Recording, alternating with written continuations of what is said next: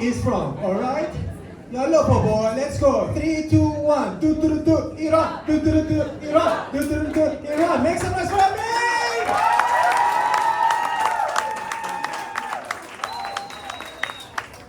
Sorry, just switching on my mic. Technical problems. How's everyone doing tonight? Alright. My name is Amin Reza Sultani. So I'm obviously British. I am. I just grew up in a house where my father told me everything is Persian. Cats are Persian. Carpets are Persian. Caviar is Persian. Civil rights is Persian. I said Persian, not Iran. Those people are fucking crazy. No, but he even told me Keanu Reeves. Wait for it. Keanu Reeves is Persian. You know Mr. John Wick? Why? Because my cousin, his name is Gian. He even said that the G-Wagon, you know Mercedes, the one where the Emiratis drive? Yeah, is Persian. Someone said that's true. You're right, you must be Persian. The logic was that the Shah of Iran, the crazy guy before these crazy people, he ordered 20,000 of them. You know? So you know what I told my Baba? I said, Baba, then I invented the Big Mac. True. Guys, I have a confession. I'm not proud of it, and it happened a long time ago. But I used to be a vegan. I did it to lose weight. I just lost a lot of money, and I nearly lost my wife. She's a personal trainer and she's against it because she's a meat eater, thankfully. And now I'm sleeping on the couch. Okay, are you drunk? You are also British, yes? Like me. Okay. I've been doing comedy a little while now, and after 7 years, I realized it's a lot like sex for me. Don't laugh, just in the sense that I'm always excited and surprised when I'm asked to perform. And at the end, people laugh.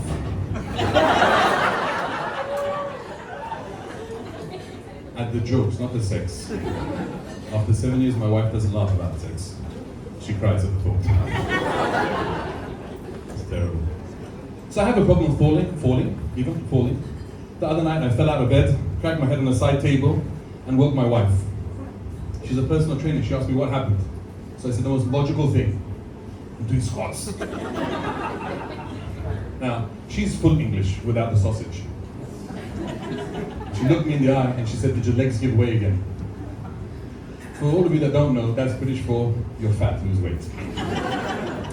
She tries to get us to do exciting outdoor adventures, like bungee jumping and parachuting and swimming with sharks.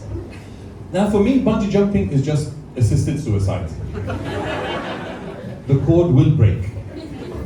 And parachuting is just, ah!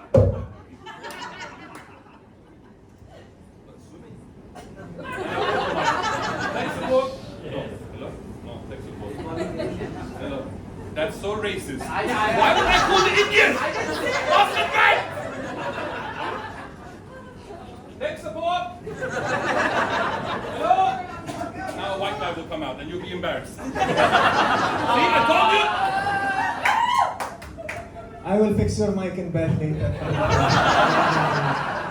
Keep it going, bro. When you hear the rest of the jokes, you won't want to fix anything. But swimming with sharks is me wearing a wetsuit, going into a cage and being lowered into the water for the sharks. He pictured me in a wetsuit. For sharks to swim around me. Now when a shark sees me, we're going to say, look daddy, it's a fat seal. No son, that's dinner. But my friend Abs, he gave me some advice. He said, don't worry, don't be afraid of the sharks. When a shark comes up to you, you look it dead in the eye. And when it comes up to you, you punch it in its nose. You know a lot of stuff, I like that, you're very smart. It paralyzes the shark. And he told me the same thing with dogs. He said, when the dog bites you, punch it in its nose. And if that doesn't work, you know what you do? You stick your finger up its ass. He also gave me marriage advice. I'm sleeping on his couch, it's okay. I love my wife, she's amazing. But when we got married, I told her there's one rule that's non-negotiable, which means I asked her very nicely. And that was, if we have a kid, the boy, if it's a boy, has to be circumcised. Does anyone know what circumcision is? How do you know? You're white. Oh, okay, astaghfirullah, sorry. For all the non-Muslims, I'm going to fuck you up on Monday. Ruining my jokes. He works for me, it's okay. For all the non-Muslims that don't know.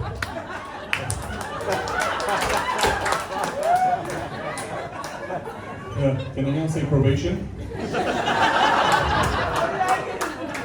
No, you both of you, take support.